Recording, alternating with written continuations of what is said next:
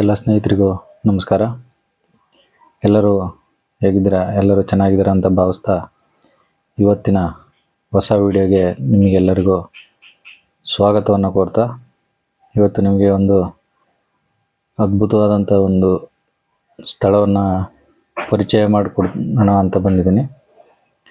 ಸ್ನೇಹಿತರೆ, ಯಾರ್ಯಾರು ಹೊಸದಾಗಿ ನಮ್ಮ ಚಾನಲ್ನ ವಿಡಿಯೋನ ನೋಡ್ತಿದ್ದೀರಾ ಅವರೆಲ್ಲರೂ ನಮ್ಮ ಚಾನಲ್ಗೆ ಸಬ್ಸ್ಕ್ರೈಬ್ ಮಾಡಿ, ಹಾಗೆ ಲೈಕ್ ಮಾಡಿ, ಮತ್ತು ನಾವು ಮಾಡಿರೋಂಥ ವಿಡಿಯೋ ಯಾವ ರೀತಿ ಇದೆ ಅನ್ನೋದ್ರ ಬಗ್ಗೆ ಒಂದು ಕಾಮೆಂಟನ್ನು ಮಾಡಿ.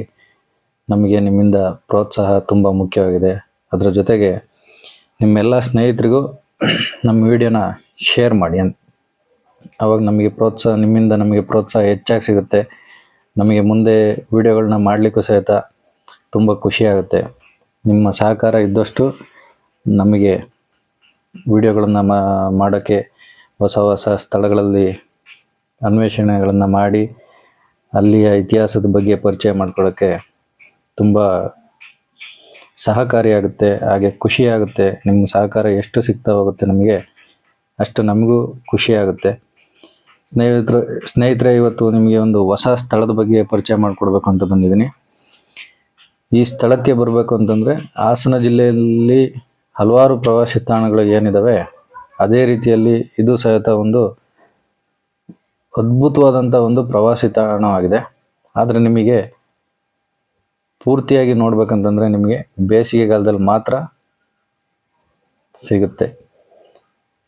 ಕೆಲವರಿಗೆ ಅರ್ಥ ಆಗಿರ್ಬೋದು, ಕೆಲವರಿಗೆ ಗೊತ್ತಾಗಿರ್ಬೋದು. ಗೊತ್ತಾಗದವರು ಯಾವ ಪ್ಲೇಸ್ ಅನ್ನೋದನ್ನು ನಮ್ಮ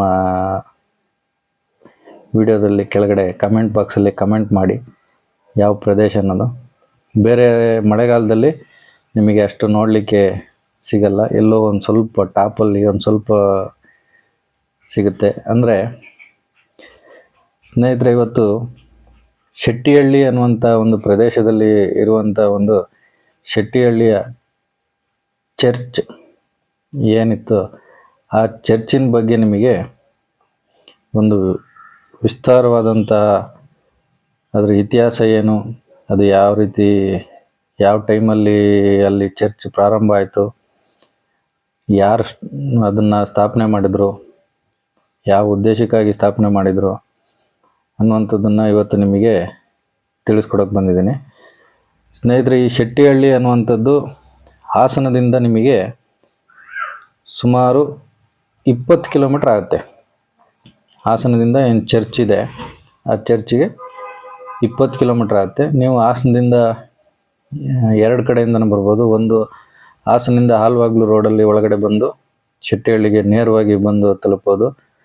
ಹಾಗೆ ನಿಮಗೆ ಹಾಸನದಿಂದ ಅರ್ಕಲಗೋಡು ರೋಡಲ್ಲಿ ಕಟ್ಟಾಯದ ಹತ್ರ ಬಂದು, ಕಟ್ಟಾಯದಿಂದ ಸ್ವಲ್ಪ ಮುಂದೆ ಬಂದ ತಕ್ಷಣ ರೈಟಿಗೆ, ಪೆಟ್ರೋಲ್ ಬಂಕ್ ಹತ್ರ ರೈಟಿಗೆ ಒಳಗಡೆ ತಗೊಂಡು ಆ ಕಡೆಯಿಂದನೂ ನೀವು ಬರ್ಬೋದು. ನೋಡಿ, ಈಗ ನಾನು ಹೋಗ್ತಿರೋದು ಅದೇ ರೋಡಲ್ಲಿ. ಈಗ ನಾನು ಆಲ್ರೆಡಿ ಶೆಟ್ಟಿಹಳ್ಳಿ ಚರ್ಚ್ ಏನಿದೆ ಆ ಕಡೆ ರೂಟಿಗೆ ಬಂದಿದ್ದೀನಿ, ಆ ದಾರಿಗೆ ಬಂದಿದ್ದೀವಿ.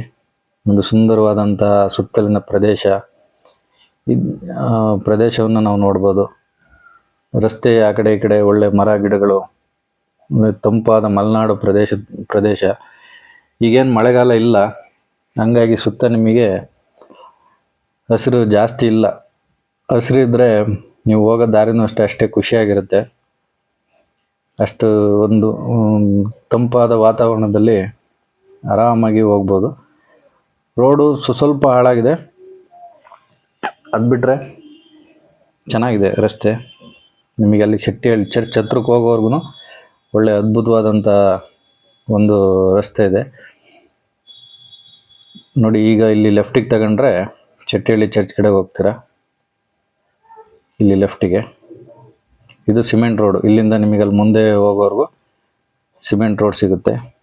ಒಂದು ಅದ್ಭುತವಾದಂಥ ಒಂದು ಉತ್ತಮವಾದಂಥ ರಸ್ತೆನೂ ಸಹಿತ ಅಲ್ಲಿಗೆವರೆಗೂ ಮಾಡಿದ್ದಾರೆ. ನೋಡಿ, ಈಗ ಭಾಗದಲ್ಲಿ ಒಂದು ಸ್ವಲ್ಪ ಕಾಣ್ಬೋದು, ನಾನು ತೋರಿಸಿಲ್ಲ, ಡೈರೆಕ್ಟ್ ಪಾಸ್ ಆಗಿದ್ದೀವಿ. ಇದು ಇರೋವಂಥ ಪ್ರದೇಶ ಶೆಟ್ಟಿಹಳ್ಳಿ ಅಂತಂದರೆ ಯಾಕೆ ನೀರಲ್ಲಿ ಮುಳುಗಿರುತ್ತೆ ಅನ್ನೋದಕ್ಕೊಂದು ಇತಿಹಾಸ ಇದೆ. ಅದನ್ನ ಹೇಳ್ತೀನಿ, ಅದರಲ್ಲಿ ಮುಂದಕ್ಕೆ ಹೋಗೋಣ ಯಾವ ಥರ ಏನು ಅಂತ ಹೇಳ್ಬಿಟ್ಟು. ನೋಡಿ, ಅಲ್ಲಿ ನಿಮಗೆ ಕಾಣ್ತಾ ಇರೋದು ಈಗ ಹೇಮಾವತಿ ಜಲಾಶಯ ಅಥವಾ ಗೊರೂರು ಡ್ಯಾಮ್ ಅಂತ ಏನು ಕರಿತೀವಿ, ಆ ಡ್ಯಾಮಿನ ಬ್ಯಾಕ್ ವಾಟರ್ ಇದು. ಆ ಬ್ಯಾಕ್ ವಾಟರ್ನ ಹಿಂದಿನ ಸುಮಾರು ಪ್ರದೇಶಗಳು ನಿಮಗೆ ಮುಳುಗೋಗಿರುವಂಥ ಪ್ರದೇಶದಲ್ಲಿ ಈ ಚರ್ಚ್ ಸಹಿತ ಒಂದು ಮುಳುಗೋಗಿದೆ. ಈಗ ಇಲ್ಲಿ ನೇರವಾಗಿ ನೋಡಿದ್ರೆ ಆ ಕಡೆ ಸೈಡಲ್ಲಿ ಗೊರೂರಿನ ಡ್ಯಾಮಿನ ಸೇತುವೆ, ನೀರು ಆಚೆಗೆ ಹೋಗೋಂಥ ಡೋರ್ಗಳೇನಿದ್ದಾವೆ ಆ ಡೋರ್ಗಳು ಆ ಕಡೆ ಸೈಡಲ್ಲಿ ಕಾಣುತ್ತೆ ನಿಮಗೆ ಇಲ್ಲಿಂದ. ಅದರಲ್ಲಿ ಅಷ್ಟು ಝೂಮ್ ಹೋಗಲ್ಲ, ಹಂಗಾಗಿ ಕಾಣಲ್ಲ. ಈಗ ನೋಡಿ, ಇಲ್ಲಿ ರೈಟ್ ಸೈಡಿಗೆ ನಿಮಗೆ ಚರ್ಚ್ ಇದೆ. ಅಲ್ಲಿವರೆಗೂ ಹೋಗೋವರೆಗೂ ಈ ಸಿಮೆಂಟ್ ರೋಡ್ ಈಗ ಏನಿದೆ ಅದ್ರ ತುದಿವರೆಗೂ ನೀರು ಮೋಸ್ಟ್ಲಿ ಅಲ್ಲಿ ತನಕ ಹತ್ತೋವರೆಗೂ ಅದನ್ನು ಮಾಡಿದ್ದಾರೆ ಅಂತ ಅನಿಸುತ್ತೆ. ಒಂದು ಅದ್ಭುತವಾದಂಥ ಪ್ರದೇಶ, ಒಂದು ಒಳ್ಳೆಯ ವಾತಾವರಣ, ನೆಮ್ಮದಿಯಾಗಿ ಒಂದು ವೀಕೆಂಡ್ನ ಕಳೆಯೋದಕ್ಕೂ ಸಹಿತ ಒಂದು ಒಳ್ಳೆ ಪ್ರದೇಶ ಆಗಿದೆ. ಇದು ಸಿಮೆಂಟ್ ರೋಡ್ ಅದು ಅಲ್ಲಿಗೆ. ಸ್ನೇಹಿತರೆ, ಮಳೆಗಾಲದಲ್ಲಿ ಇದೇ ಚರ್ಚ್ ನೋಡಿ ಈಗ ನಿಮಗೆ ಕಾಣ್ತಿದೆ, ಇದೇ ಚರ್ಚ್ ನಿಮಗೆ. ಈಗ ಇದ್ರದ್ದು ಇತಿಹಾಸ ಏನಿತ್ತು ಏನು ಅನ್ನೋದನ್ನು ತಿಳಿದು ಮುಂದೆ ಯಾವ ಥರ ಏನು ಅನ್ನೋದನ್ನು ನಾನು ನಿಮಗೆ ಹೇಳ್ತೀನಿ. ಸ್ನೇಹಿತರೆ, ಮಳೆಗಾಲದಲ್ಲಿ ನೀರಲ್ಲಿ ಮುಳುಗಿ ಬೇಸಿಗೆಗಾಲ ಬಂದ ತಕ್ಷಣ ನೈಜ ಸ್ಥಿತಿಗೆ ವಾಪಸ್ಸು ಮರಳುವಂಥ ಒಂದು ಚರ್ಚ್, ಒಂದು ವಿಶಿಷ್ಟವಾದಂಥ ಒಂದು ಚರ್ಚ್. ಇದು ನಮ್ಮ ಕರ್ನಾಟಕ ರಾಜ್ಯದ ಹಾಸನ ಜಿಲ್ಲೆಯಲ್ಲಿದೆ ಅಂತಂದರೆ ನಮಗೆಲ್ಲರಿಗೂ ಒಂದು ಹೆಮ್ಮೆನೇ ಅಂತಲೇ ಹೇಳ್ಬೋದು. ಹಾಸನದಲ್ಲಿ ಸಾಮಾನ್ಯವಾಗಿ ವಿವಿಧ ಪ್ರೇಕ್ಷಣೀಯ ಸ್ಥಳಗಳನ್ನು ಹೊಂದಿದೆ. ಅದರಲ್ಲಿ ಸಕಲೇಶಪುರ ಆಗಿರ್ಬೋದು, ಬೇಲೂರು, ಹಳೇಬೀಡು, ಈ ರೀತಿಯಾದಂಥ ಪ್ರದೇಶಗಳಲ್ಲಿ ಒಳ್ಳೊಳ್ಳೆ ಉತ್ತಮ ದೇವಸ್ಥಾನಗಳಾಗಿರ್ಬೋದು. ಸಕಲೇಶಪುರದಲ್ಲಿ ನಿಮಗೆ ಪರಿಸರದ ಒಳ್ಳೊಳ್ಳೆ ಜಲಪಾತಗಳು, ಬೆಟ್ಟ ಗುಡ್ಡಗಳು ಎಲ್ಲವನ್ನು ನೀವು ನೋಡ್ಬೋದು. ಆದರೆ ಈ ಪ್ರದೇಶ ನಿಮಗೆ ಒಂದು ಮನಸ್ಸಿಗೆ ನೆಮ್ಮದಿಯನ್ನು ನೀಡುವಂಥ ಪ್ರದೇಶವಾಗಿದೆ. ಅದ್ರ ಜೊತೆಯಲ್ಲಿ ಹಾಸನದಲ್ಲಿರುವಂಥ ಒಂದು ಪ್ರದೇಶಗಳಲ್ಲಿ ಇದು ಸಹಿತ ಒಂದು ಮನಸ್ಸಿಗೆ ನೆಮ್ಮದಿಯನ್ನು ನೀಡುವಂಥ ಒಂದು ಪ್ರದೇಶವಾಗಿದೆ. ಮಳೆಗಾಲ ಜಾಸ್ತಿ ಆಯಿತು ಅಂತಂದರೆ ಈ ಚರ್ಚು ಹೇಮಾವತಿ ಜಲಾಶಯದ ಹಿನ್ನೀರಲ್ಲಿ ಮುಳುಗಡೆಗೊಳ್ಳುತ್ತೆ. ಹೇಮಾವತಿ ಜಲಾಶಯ ಅಥವಾ ಗೊರೂರು ಡ್ಯಾಮ್ ಅಂತ ಹೇಳ್ಬಿಟ್ಟು ಸಹಿತ ಕರಿತೀವಿ. ಈ ಎರಡು ನೇಮು ಒಂದೇ ಇದಕ್ಕೆ ಬರುತ್ತೆ. ಹೇಮಾವತಿ ಜಲಾಶಯ ಅದು ನದಿ, ಹಾಸನದ ಏನು ಒಂದು ಪ್ರಮುಖ ನದಿಗಳಲ್ಲಿ ಪ್ರಮುಖ ನದಿ ಅಂತಲೇ ಹೇಳ್ಬೋದು. ಆ ನದಿ ಅದರದ ಹಿನ್ನೀರಿನಲ್ಲಿ ಇದು ಮುಳುಗುತ್ತೆ. ಆ ಸಂದರ್ಭವನ್ನು ಮುಳುಗಿದಾಗ ನಿಮಗೆ ಆ ಟಾಪಲ್ಲಿ ಒಂದು ಟಾಪ್ ಮಾತ್ರ ಕಾಣುತ್ತೆ. ಅವಾಗ ಏನು ಆ ಕಾಣೋಂಥ ಒಂದು ಟಾಪ್ ಇದನ್ನು ತೇಲುವ ಟೈಟಾನಿಕ್ ಅಂತಲೂ ಸಹಿತ ಕರೆಯುತ್ತೇವೆ. ಈ ಶೆಟ್ಟಿಹಳ್ಳಿ ಚರ್ಚ್ ಇದೆ, ಈ ಚರ್ಚಿನ ತೇಲುವ ಟೈಟಾನಿಕ್ ಅಂತ ಹೇಳ್ಬಿಟ್ಟು ಸಹಿತ ವರ್ಣಿಸ್ತಾರೆ. ಹಾಗೆ ಬೇಸಿಗೆಯಲ್ಲಿ ಆಟೋಮೆಟಿಕ್ ಆಗಿ ನೀರು ಕಡಿಮೆ ಆಗ್ತಾ ಹೋದಂತೆ ತನ್ನ ನೈಜ ಸ್ಥಿತಿಯನ್ನು ವಾಪಸ್ಸು ನಿಮಗೆ ತೋರಿಸ್ತಾ ಹೋಗುತ್ತೆ. ಈಗೇನು ನೋಡ್ತಾ ಇದ್ದೀರಾ ನೀವು, ಅದು ಶೆಟ್ಟಿಹಳ್ಳಿ ಚರ್ಚಿನ ನೀರು ಈಗ ಬೇಸಿಗೆಯಲ್ಲಿ ಈಗ ಹೇಗಿದೆ ಅನ್ನೋದನ್ನು ನಾನೀಗ ನಿಮಗೆ ತೋರಿಸ್ತಿದ್ದೀವಿ. ಇದು ಆಕರ್ಷಣೆ. ಇದ್ರದ್ದು ಮುಳುಗಡೆ ಆಗಿದ್ದಾಗ ಟೈಟಾನಿಕ್ ಹಡಗಿನ ಥರ ಕಾಣುತ್ತೆ ಅನ್ನುವಂಥದ್ದು. ಹಾಗೆ ಇದಕ್ಕೆ ರೋಸರಿ ಚರ್ಚ್ ಅಂತೇಳ್ಬಿಟ್ಟು ಸಹಿತ ಕರೆಯೋದನ್ನು ನಾವು ಕಾಣ್ಬೋದು. ಇಲ್ಲಿಗೆ ಬರೋದಕ್ಕೆ ನಿಮಗೆ KSRTC ಬಸ್ಸು ಹಾಸನಿಂದ ಶೆಟ್ಟಿಹಳ್ಳಿಗೆ ಸಿಗ್ತವೆ. ಅದರ ಟೈಮಿಂಗ್ಸು ಯಾವುದಾದ್ರು ಟೈಮಿಂಗ್ಸ್ ಇದೆ. ನೀವು ಓನ್ ವೆಹಿಕಲ್ ಬಂದರೆ ತುಂಬ ಒಳ್ಳೆಯದು. ನೀವು ಎಷ್ಟೊತ್ತಾರು ಇರ್ಬೋದು, ಎಷ್ಟೊತ್ತು ತನಕನಾರು ಇದ್ದು ಒಂದು ಒಳ್ಳೆ ಸಂಜೆ, ಈಗ ನಾವು ಹೋಗಿದ್ದು ಒಂದು ಸಂಜೆ ಟೈಮು ನೋಡಿ. ಈಗ ಕಂಬ ಏನು ಒಂದು ಅದ್ಭುತವಾದಂಥ ಒಂದು ಕಂಬ ಯಾವ ರೀತಿಯಾಗಿ ಕಾಣ್ತಿದೆ, ಅಲ್ಲಿ ಇಟ್ಟಿಗೆಗಳ ಗೂಡು, ಇಟ್ಟಿಗೆ ಹಿಂದಿನ ಕಾಲದಲ್ಲಿ ಕಟ್ಟಿದ್ದಂಥದ್ದು ಯಾವ ರೀತಿಯಾಗಿದೆ, ಯಾವ ರೀತಿಯಾಗಿ ನೋಡಿ ಇಟ್ಟಿಗೆ ನೋಡಿ. ಇದೊಂದು ಸೂರ್ಯಾಸ್ತಮದ ಸಮಯ, ನಾವು ಹೋಗಿ ಸಂಜೆ ಏನು ಚೆನ್ನಾಗಿ ಕಾಣ್ತಿದೆ ಅಂತ ಹೇಳ್ಬಿಟ್ಟು. ಇದು ಶೆಟ್ಟಿಹಳ್ಳಿಯಿಂದ ಮಗ್ಗೆ ರೋಡ್, ಅದು ಬ್ರಿಡ್ಜ್. ಆ ಬ್ರಿಡ್ಜ್ ಮೇಲೆ ನಿಮಗೆ ಅದ್ಭುತವಾದಂಥ ಒಂದು ವಿಡಿಯೋ ಕಾಣ್ತಿದೆ. ಸೂರ್ಯನ ಬೆಳಕು ನೋಡಿ ಯಾವ ರೀತಿ ಕಂಡಾಗ ಅಲ್ಲಿ ಕಲರ್ ಹೆಂಗೆ ಶೇಡ್ ಚೇಂಜ್ ಆಗುತ್ತೆ ಅಂತ ಹೇಳ್ಬಿಟ್ಟು. ಈ ರೋಸರಿ ಚರ್ಚ್ ಅಥವಾ ಶೆಟ್ಟಿಹಳ್ಳಿ ಚರ್ಚ್ ಹಿಂದೆ ಕ್ರೈಸ್ತ ಧರ್ಮದ ಹೆಮ್ಮೆಯ ಆರಾಧನಾ ಕೇಂದ್ರ ಆಗಿದ್ದುದನ್ನು ಸಹಿತ ನಾವು ಕಾಣ್ಬೋದು. ಇದನ್ನ ಒಂದು ಗತ ವೈಭವ, ಇಲ್ಲಿ ಹಳೆಯ ಗತ ವೈಭವನ್ನ ಈಗ ಈ ಚರ್ಚ್ ಕಳೆದುಕೊಂಡಿದೆ. ಹಾಸನದ ಪ್ರಮುಖ ಪ್ರವಾಸಿ ತಾಣಗಳು ಬೇಲೂರು, ಹಳೇಬೀಡು, ಶ್ರವಣಬೆಳಗೊಳ, ಸಕಲೇಶಪುರ ಇವೆಲ್ಲದರ ಜೊತೆಗೆ ಇದು ಒಂದು ಆಕರ್ಷಣೀಯ ಪ್ರವಾಸಿ ತಾಣವಾಗಿ ಬೆಳೆದು ನಿಂತಿದೆ. ಇತ್ತೀಚೆಗೆ ಒಂದು ಪ್ರಮುಖ ಪ್ರವಾಸಿ ತಾಣವಾಗಿರೋದನ್ನು ನಾವು ಕಾಣ್ಬೋದು. ಹಾಗೆ ಈ ಚರ್ಚಿನ ಹಿಂದೆ ಸುಮಾರು 1810ರಲ್ಲಿ ಮೈಸೂರು ರಾಜ್ಯದಲ್ಲಿ ಫ್ರೆಂಚ್ ಪಾದ್ರಿಗಳಿಂದ ಈ ಶೆಟ್ಟಿಹಳ್ಳಿ ಚರ್ಚು ಪ್ರಾರಂಭವಾಗಿದೆ ಅನ್ನುವಂಥದ್ದು ಒಂದು ಇತಿಹಾಸ. ಏನಪ್ಪ ಅಂತಂದರೆ, ಈಗ ಆಲೂರು ಬೇಲೂರು, ಸಕಲೇಶ್ಪುರ ಇಲ್ಲಿ ಶ್ರೀಮಂತ ಕಾಫಿ ತೋಟದ ಮಾಲೀಕರಿದ್ದರು. ಅಂದರೆ ಎಲ್ಲ ಬ್ರಿಟಿಷರು ನಮ್ಮ ಆಡಳಿತ ನಡೆಸ್ತಾ ಇದ್ದ ಸಂದರ್ಭದಲ್ಲಿ ಶ್ರೀಮಂತ ಕಾಫಿ ತೋಟದ ಮಾಲೀಕರುಗಳು ಏನಿದ್ರು, ಇವರು ಪ್ರಾರ್ಥನೆಯನ್ನು ಸಲ್ಲಿಸೋದಕ್ಕೆ ಈ ಚರ್ಚ್ನ ನಿರ್ಮಾಣ ಮಾಡಿ ಅವರಿಗೋಸ್ಕರ ಈ ಚರ್ಚನ್ನ ಪ್ರಾರಂಭ ಮಾಡಿದ್ರು. ಅವರು ಇಲ್ಲಿ ಬಂದು ಪ್ರಾರ್ಥನೆಯನ್ನು ಮಾಡಿ ಹೋಗುವಂಥ ಒಂದು ಪದ್ಧತಿ ಇದ್ದದನ್ನು ನಾವು ನೋಡ್ಬೋದು. ಹಾಗೆ ಇದು ಗತಿಕ್ ವಾಸ್ತುಶಿಲ್ಪ ಶೈಲಿಯಲ್ಲಿ ಕಟ್ಟಲ್ಪಟ್ಟಿರೋದನ್ನು ಸಹಿತ ನಾವು ಕಾಣ್ಬೋದಾಗಿದೆ. ಈ ಚರ್ಚಿಗೆ ಹಾಸನ ಮತ್ತು ಸುತ್ತಮುತ್ತಲಿನ ಪ್ರದೇಶಗಳಲ್ಲಿ ವಾಸ ಇದ್ದಂಥ ಕ್ರೈಸ್ತರು ಏನು ಹಿಂದೆ ಇದ್ದರು, ಆ ಕ್ರೈಸ್ತರು ಇಲ್ಲಿಗೆ ಆಗಮಿಸ್ತಿದ್ದನ್ನು ಪ್ರಾರ್ಥನೆಗೋಸ್ಕರ ಇಲ್ಲಿಗೆ ಆಗಮಿಸ್ತಿದ್ರು ಅನ್ನೋದು ಒಂದು ಪದ್ಧತಿ. ಹಾಗೆ 1823ರಲ್ಲಿ ಈ ಭಾಗದಲ್ಲಿ ಏನು ಭೀಕರ ಬರಗಾಲ ತಲೆದೋರುತ್ತೆ, ಆ ಸಂದರ್ಭದಲ್ಲಿ ಈ ಚರ್ಚಲ್ಲಿ ನಿರ್ಗತಿಕರು, ನಿರಾಶ್ರಿತರಿಗೆ ಆಶ್ರಯ ತಾಣವಾಗಿಯೂ ಮಾರ್ಪಾಡಾಗುತ್ತೆ ಈ ಚರ್ಚ್. ಅಂದರೆ ಅವತ್ತಿನ ಕಾಲದಲ್ಲಿ ಫಾದರ್ ಅಂತ ಏನು ಇದ್ರು, ಅವರು ಅದನ್ನು ನಿರ್ಗತಿಕರ ಆಶ್ರಯ ತಾಣವಾಗಿ ಬದಲಾವಣೆ ಮಾಡ್ತಾರೆ. ಅಷ್ಟೇ ಅಲ್ಲದೆ 1860ರಲ್ಲಿ ಈ ಚರ್ಚ್ನ ಧರ್ಮಗುರುಗಳು ಈ ಚರ್ಚಿನಲ್ಲೇ ಆಸ್ಪತ್ರೆಯನ್ನು ಸಹಿತ ಪ್ರಾರಂಭ ಮಾಡಿರುವಂಥ ಒಂದು ನಿದರ್ಶನಗಳಿವೆ. ಅಂದರೆ ಏನು ಅವಾಗ ನಮ್ಮ ಹಿಂದಿನ ಕಾಲದಲ್ಲಿ ಸಿಡುಬು, ಪ್ಲೇಗ್, ಕಾಲರ ರೋಗಗಳು ಅತಿ ಹೆಚ್ಚಾಗಿ ಕಾಣಿಸ್ತಿದ್ದು, ಅತಿ ಹೆಚ್ಚಾಗಿ ಇತ್ತು. ಏನು ಈ ಪ್ಲೇಗು, ಕಾಲರ, ನೀವು ದಡಾರ, ಇವು ಏನು ಕಾಯಿಲೆಗಳಿದ್ದು ಇವೆಲ್ಲ ಒಂದ್ಸತಿ ಬಂದ್ಬಿಟ್ರೆ ಎಷ್ಟೋ ಸಾವಿರಾರು ಜನ ಒಂದೊಂದು ಊರೇ ಸತ್ತೋಗಿರುವಂಥ ನಿದರ್ಶನಗಳೇನಿತ್ತು. ಆ ಸಂದರ್ಭದಲ್ಲಿ ಈ ಚರ್ಚಿನಲ್ಲಿ ಆಸ್ಪತ್ರೆಯನ್ನಾಗಿ ಮಾರ್ಪಾಡು ಮಾಡಿ ಇಲ್ಲಿ ಆ ಲಸಿಕೆಗಳು, ಏನು ಕಾಯಿಲೆಗಳಿಗೆ ಲಸಿಕೆಯನ್ನು ಸಹಿತ ನೀಡಿ ಅವರನ್ನು ಆರೈಕೆ ಮಾಡಿರೋದನ್ನು ನಾವು ನೋಡ್ಬೋದಾಗಿದೆ. ಹಾಗೆ ಆರೋಗ್ಯ ಸೇವೆ ಹಾಗೂ ಸಮಾಜ ಸೇವೆ ಮಾಡುತ್ತಾ ಜಾಗತಿಕ ಮಟ್ಟದಲ್ಲಿ ಈ ಚರ್ಚ್ ಗುರುತಿಸ್ಕೊಂಡಿದೆ. ಹಾಗೆ ಈ ಚರ್ಚಿಗೆ ಜರ್ಮನಿ, ಇಂಗ್ಲೆಂಡ್, ಆಸ್ಟ್ರೇಲಿಯಾದಲ್ಲಿದ್ದಂತಹ ಮತ್ತು ಇತರ ಐರೋಪ್ಯ ರಾಷ್ಟ್ರಗಳ ರಾಯಭಾರಿಗಳು ಸಹಿತ ಇಲ್ಲಿಗೆ ಭೇಟಿ ನೀಡಿ ಈ ಚರ್ಚಿನ ವೈಭವವನ್ನು ಕೊಂಡಾಡಿದ್ದಾರೆ ಅನ್ನುವಂಥದ್ದು. ಈ ರೀತಿಯಾದಂಥ ಒಂದು ಚರ್ಚ್ ಇವತ್ತು ಈಗ ನಿಮಗೇನು ಈಗ ಪ್ರೆಸೆಂಟ್ ಕಾಣ್ತಾ ಇದೆ, ಈ ಸ್ಥಿತಿಗೆ ಬಂದಿದೆ. ಯಾಕೆ ಅಂತಂದರೆ 1960ನೇ ಇಸ್ವಿಯಲ್ಲಿ ಹೇಮಾವತಿ ಅಥವಾ ಗೊರ್ರು ಡ್ಯಾಮ್ನ ಏನು ಪ್ರಾರಂಭ ಮಾಡಿ ಅಲ್ಲಿ ಕಟ್ಟಿ ಇದು ಮಾಡ್ತಾರೆ. ಅವಾಗ ಅದ್ರ ಹಿನ್ನೀರಿನಲ್ಲಿ ಇದು ಮುಳುಗಡೆ ಆಗುತ್ತೆ.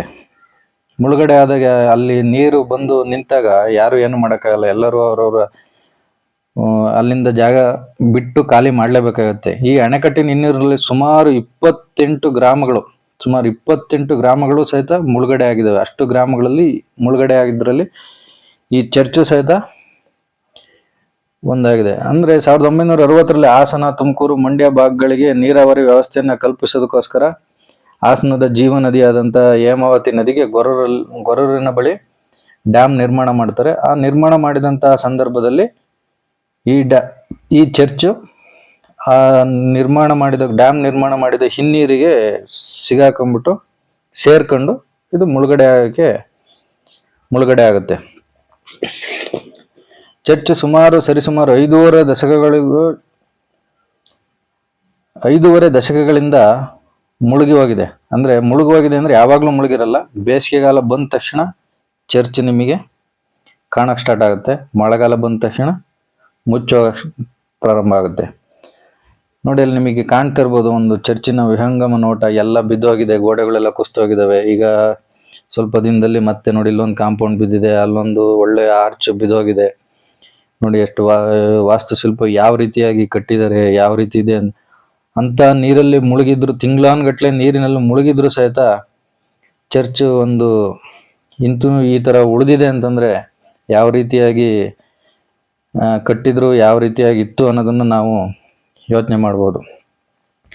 ನೀರಿನಲ್ಲಿ ಮುಳುಗಿದಾಗ ದಡದಲ್ಲಿ ನಿಂತ್ಕೊಂಡು ನಾವು ನೋಡ್ರೆ ಒಂದು ತೇಲುವ ಹಡಗಿನಂತೆ ಕಾಣುತ್ತೆ.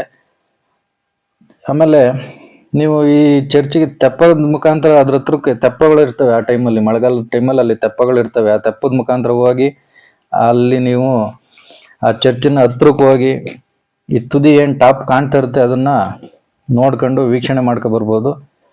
ಮತ್ತೆ ಬೇಸಿಗೆಗಾಲ ಪ್ರಾರಂಭ ಆದ ತಕ್ಷಣ ನೀರಿನ ಪ್ರಮಾಣ ಕಡಿಮೆ ಆದಂಗೆ ಮತ್ತೆ ಹಳೆ ವೈಭವವನ್ನು ನೀವಿಲ್ಲಿ ಕಾಣ್ತಾ ಹೋಗ್ಬೋದು. ಮತ್ತೆ ಈಗ ನಿಮ್ಗೆ ಅಲ್ಲೊಂದು ಅಬ್ಸರ್ವ್ ಮಾಡಿರ್ಬೋದು, ಆ ಕಡೆ ಒಂದ್ 2-3 ಕಾರು ಎಲ್ಲ ನಿಂತಿದ್ದು. ಹತ್ರಕ್ಕೆ ಹೋಗಿ ಕೆಲವು ವಿಡಿಯೋ ಮಾಡಿಲ್ಲ, ಯಾಕೆಂತಂದ್ರೆ ಅಲ್ಲಿ ಪ್ರೀ ವೆಡ್ಡಿಂಗ್ ಶೂಟ್ ನಡೆಸ್ತಾ ಇದ್ದಾರೆ. ಎಷ್ಟೋ ಮದುವೆಗಳು ಮದುವೆ ಸಂದರ್ಭದಲ್ಲಿ ಏನು ಈಗ ಟ್ರೆಂಡ್ ಇದೆ, ಪ್ರೀ ವೆಡ್ಡಿಂಗ್ ಶೂಟ್ ಅನ್ನುವಂಥ ಒಂದು ಟ್ರೆಂಡ್ ಇದೆ, ಆ ಟ್ರೆಂಡಿಗೆ ಇದೊಂದು ಒಳ್ಳೆ ಪ್ಲೇಸ್ ಆಗಿದೆ. ಹಾಗೆ ಎಷ್ಟೋ ಫಿಲ್ಮ್ಗಳು ಸಹಿತ ಇಲ್ಲಿ ಶೂಟಿಂಗ್ ಆಗಿದ್ದಾವೆ. ಅದರಲ್ಲಿ ಒಂದು ನಮ್ಮ ಪುನೀತ್ ರಾಜ್ಕುಮಾರ್ ಅವರು ದೊಡ್ಡ ಮನೆ ಹುಡುಗ ಫಿಲ್ಮಿನಲ್ಲಿ ಲಾಸ್ಟ್ ಫೈಟಿಂಗ್ ಸೀನ್ ಸಹಿತ ಇಲ್ಲಿ ನಡೆದಿರೋದನ್ನ ನಾವು ನೋಡ್ಬೋದು. ಈ ರೀತಿಯಾಗಿ ಒಂದು ಒಳ್ಳೆ ಸ್ಥಳ, ಒಂದು ಒಳ್ಳೆ ಪ್ರವಾಸಿ ಸ್ಥಾನ, ಜನಗಳ ಆಕರ್ಷಣೀಯ ಸ್ಥಳವಾಗಿ ಇದು ಶೆಟ್ಟಿಹಳ್ಳಿ ಚರ್ಚ್ ಇವತ್ತು ಮಾರ್ಪಾಡಾಗಿದೆ. ಎಲ್ಲ ಬಿದೋಗ್ತಾ ಇದೆ, ಸಂರಕ್ಷಣೆ ಮಾಡೋಕ್ಕೆ ಆಗಲ್ಲ ಅನ್ನೋದು ಇದೆ. ನೋಡಿ, ಅಲ್ಲೊಂದು ಸೂರ್ಯ ಅಸ್ತಮ ಆಗ್ತಿದೆ, ಅಲ್ಲೊಂದು ಜೋಡಿ ಅಲ್ಲಿ ಕೂತಿದಾರಲ್ಲ, ಅದು ಪ್ರೀ ವೆಡ್ಡಿಂಗ್ ಶೂಟ್ ನಡೀತಾ ಇರುವಂತ ಒಂದು ಸ್ಥಳ. ಸ್ನೇಹಿತರೆ ನೋಡಿ, ಇಲ್ಲೊಂದು ಜೋಡಿ ಹೋಗ್ತಿದೆ, ಅಲ್ಲಿ ಪ್ರೀ ವೆಡ್ಡಿಂಗ್ ಶೂಟ್ ಆಲ್ರೆಡಿ ನಾನು ಇದ್ದಾಗಲೇ ಒಂದು 2-3 ಪ್ರೀ ವೆಡ್ಡಿಂಗ್ ಶೂಟ್ಗಳು ನಡೀತಾ ಇದ್ದು ಆ ಪ್ರದೇಶದಲ್ಲಿ. ಹಂಗಾಗಿ ನಾವು ಕೆಲವು ಅವರು ಪರ್ಸ್ನಲ್ ಅವರು ವಿಡಿಯೋ ಮಾಡ್ತಿದ್ದಾಗ ಒಳಗಡೆ ಹೋಗಿ ವಿಡಿಯೋ ಮಾಡೋಕ್ಕಾಗಲ್ಲ. ಹಂಗಾಗಿ ನಾವು ಒಂದು ಸ್ವಲ್ಪ ಹೊರಗಡೆಯಿಂದನೇ ನಿಮಗೆಲ್ಲ ಒಂದು ತೋರಿಸಿದ್ದೀನಿ. ಮುಂದಿನ ಮಳೆಗಾಲದಲ್ಲಿ ಇನ್ನೂ ಚೆನ್ನಾಗಿ ತೋರಿಸೋವಂಥ ಒಂದು ಪ್ರಯತ್ನ ಮಾಡ್ತೀನಿ.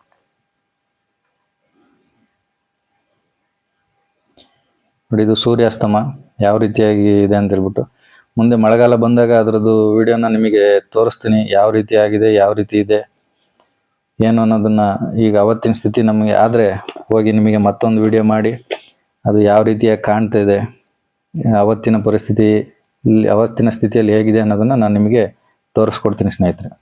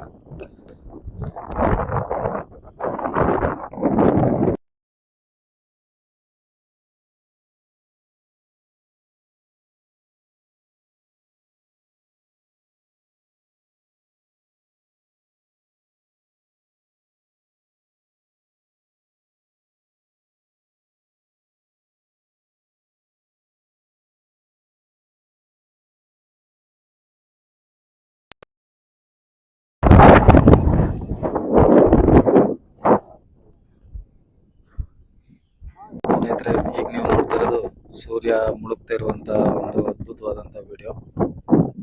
ನೋಡಿ ಯಾವ ರೀತಿಯಾಗಿ ಡ್ಯಾಮಿನ ವಿಹಂಗಮ ನೋಟ. ನೋಡಿ, ದೋಣಿಯಲ್ಲಿ ಮೀನನ್ನ ಹಿಡಿತಾ ಇರುವಂತ ಒಂದು ದೃಶ್ಯ ಇದು. ನೋಡಿ ಇಲ್ಲಿ ಯಾವ ತರ ಕಾಣ್ತಿದೆ. ಆ ಬ್ರಿಡ್ಜ್ ಮೇಲೆ ಸೂರ್ಯ ಯಾವ ರೀತಿಯಾಗಿ ಮುಳುಗ್ತಾ ಇದೆ ಅಂತೇಳಿ ನೀವು ಒಂದು ಅದ್ಭುತವಾದಂಥ ಒಂದು ದೃಶ್ಯವನ್ನ ನೀವು ನೋಡ್ಬೋದು.